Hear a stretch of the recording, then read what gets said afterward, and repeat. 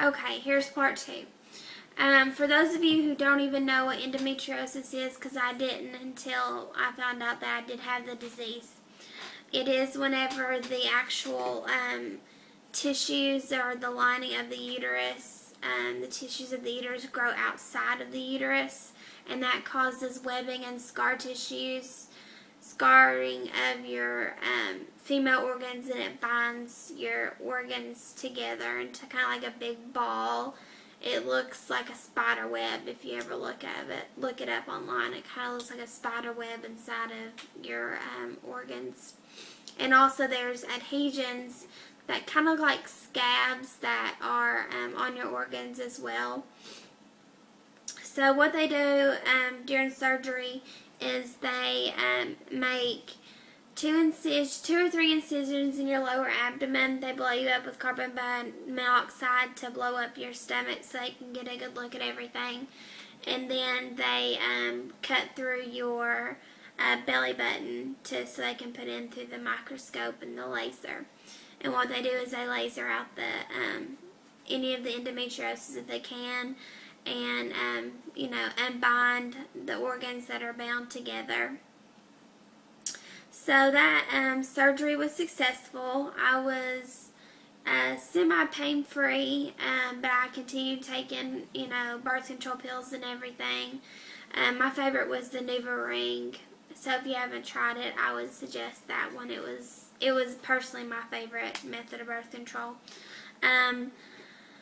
My second surgeon was Dr. Keenan, and he is a fantastic doctor. He's so sweet.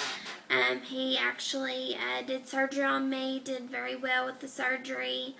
I had 5 inches, I had 5 inches of my colon connected around my left ovary. It was bound by the endometriosis tissues, so 5 inches of my colon was removed in that surgery. So they actually had to bring in a gastroenterologist to assist during surgery. I was actually in surgery for quite a while.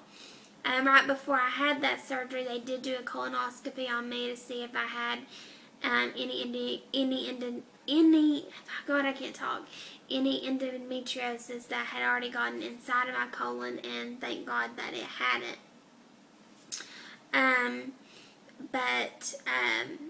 Then after that recovery time took quite a while.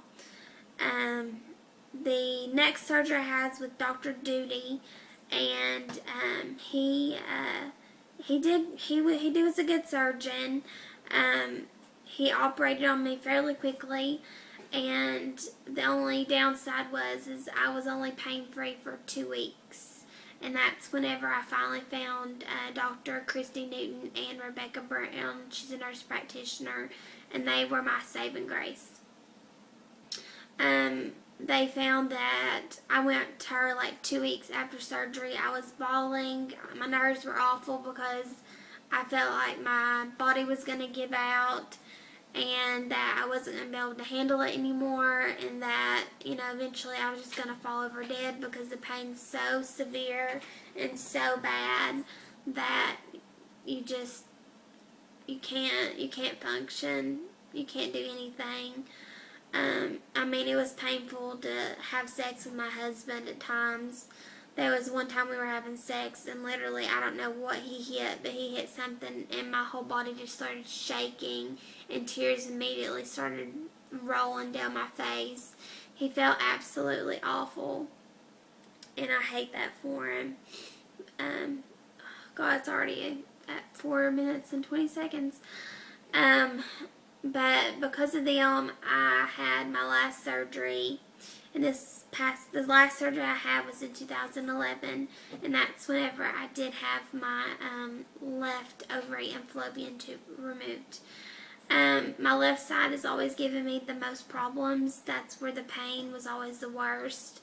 It felt like somebody was grabbing my insides, twisting it, and just stabbing me, and it would go from my back.